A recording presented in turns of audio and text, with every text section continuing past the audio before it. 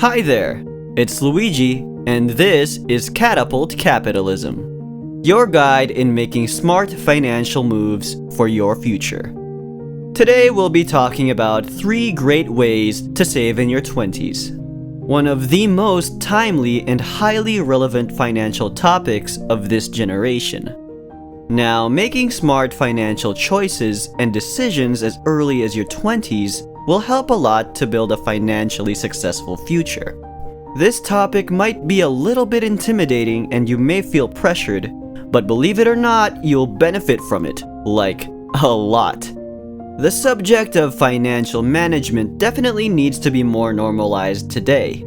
A lot of us may need to restructure our thoughts on the importance of budgeting and saving, and take into consideration the importance of each dollar, knowing that taking control of your finances at a young age will make it easier for you to achieve your goals in your 30s and beyond. Think of it as preparation and gearing up for the years to come. When you're in your 20s, there's this common notion about the need to live life to the fullest. Spending your hard-earned money, chasing happiness through overspending on unnecessary stuff, even if you can't afford it. Sometimes just to go with the trend of self-care or living carefree at the expense of your monthly or weekly budget. Now, just to clarify things, this isn't entirely wrong. If it somehow brings you pleasure or joy, then that should be okay, right? Well, the sad thing is, people tend to define living life to the fullest with spending a lot of money. Sometimes too much money. Often, during this age, we are advised to save for our future. As a result, we might feel like we're being torn between 2 things. 1. Holding back and saving for the future. Or 2. Spending on what we think we deserve, knowing we only live once. As time passes by, you'll know that financial freedom and stability is the ultimate way to treat yourself, and not just spending on your temporary pleasures. Freedom in the sense that you can afford the things that you want because you aren't pressured to just pay your bills, and because you've already been focusing on having enough savings. Stability in the sense that no matter what happens, you always have your financial fallback in case of an emergency. To achieve all this means you have to start saving early. Indeed, it's very important to know your goals as early as now, and what, where, and who you want to be in the future. For instance, having your own family, kids, and business is what many feel is the way life should be.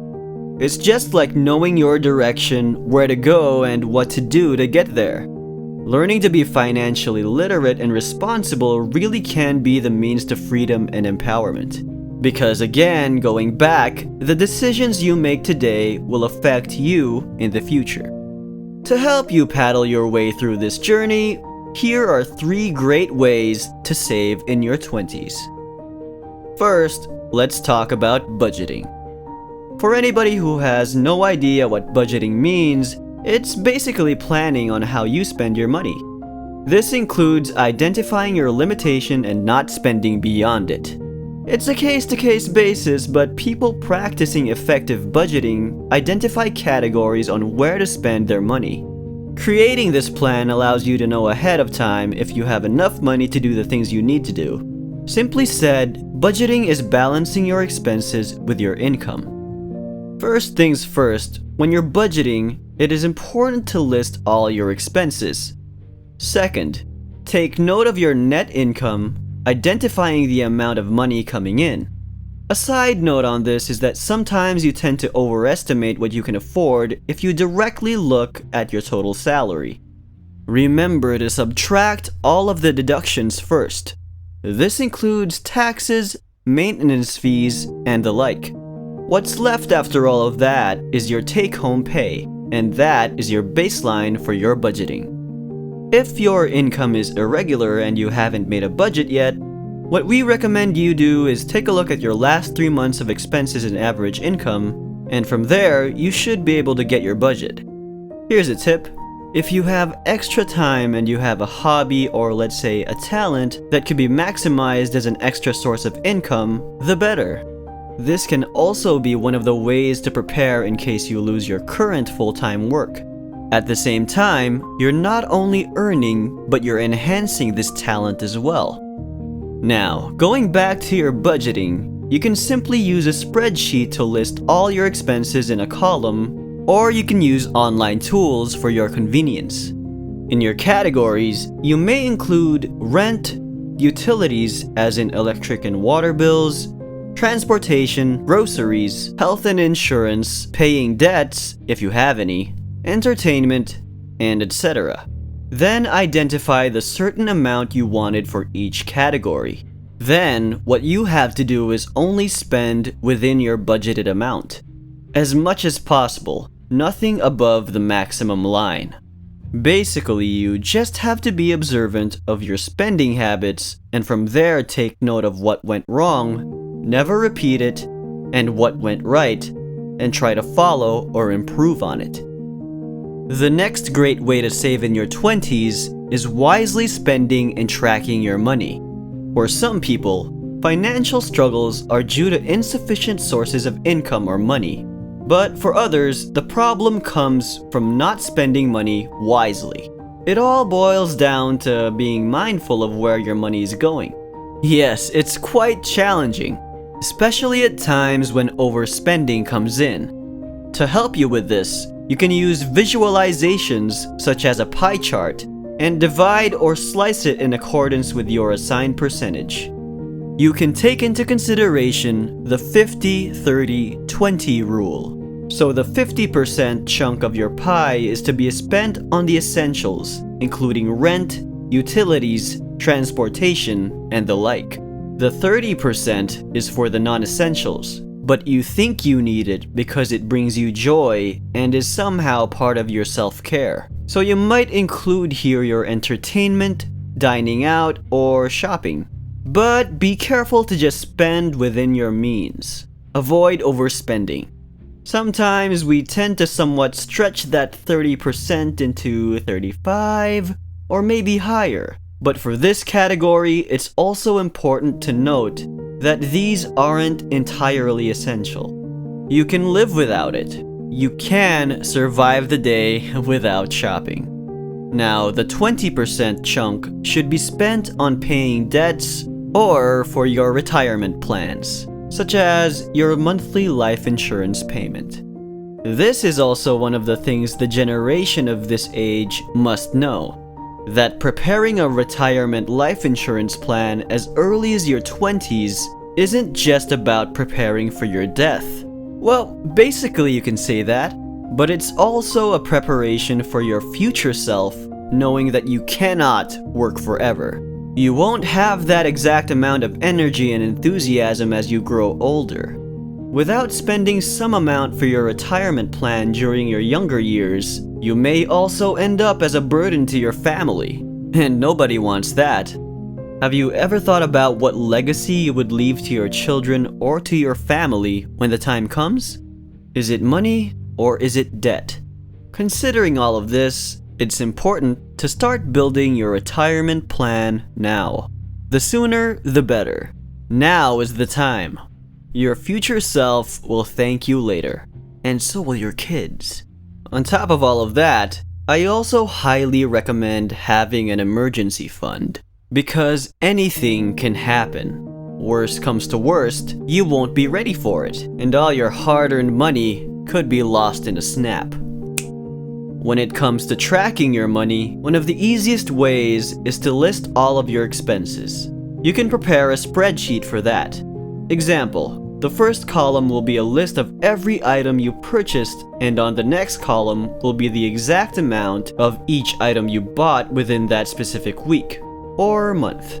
This way, you can easily see what you've been doing with your money and assess whether you've been spending within your budget or the other way around. For some other ways to track your money, you can also put your money in your debit or credit card if you're trying to gain extra points by purchasing. Just be careful when using your credit card. Again, spend within your means. That luxury bag may be on sale, but always remember, is that really what you need today? Another tip. If you're the kind of person that finds comfort in the old-fashioned way of handling your finances, maybe you can practice having a specific labeled envelope or bag in your house where you store your budgeted money. Like maybe you only have this specific amount for your groceries and this amount for your entertainment or coffee. Then, while spending, you can automatically see for yourself how much money is left in the envelope for that given period of time. Say you wanted to get Starbucks or dine out today because you're feeling burnt out, or maybe you're just super stressed. Then you go look inside your entertainment envelope and find nothing. Well, then that should tell you to just go home and cook a meal for yourself. There are also times where you think out of necessity that you need to spend over your budgeted amount. A tip for this is if you really need it, you should be willing to sacrifice a chunk of your budget from the other categories, like your groceries. Yes, these tricks and tips may be difficult in the beginning, but once you get used to it, you'll eventually appreciate your effort and will come to realize you're pretty thankful to yourself for sustaining all the hardships and continuing the process and not giving up. Besides, it isn't a race after all. You can process things at your own pace. The last thing we're gonna talk about today is saving. Apparently, when it comes to saving money, we all have our own way of doing it. You decide how much you want to save. The question actually isn't how much, but how willing you are. After all, savings are savings. You'll eventually reap what you sow.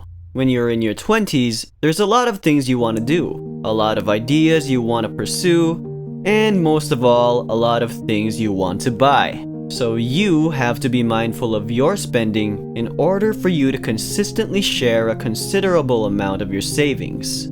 Another important thing to note is how you rethink and reevaluate your luxuries. Like in the past, you've always been fascinated about your collection of luxury items, or just simply consistently treating yourself out for coffee, with or without stress. It's like it's been a part of your weekly routine, you know? Right now, you have to redefine that.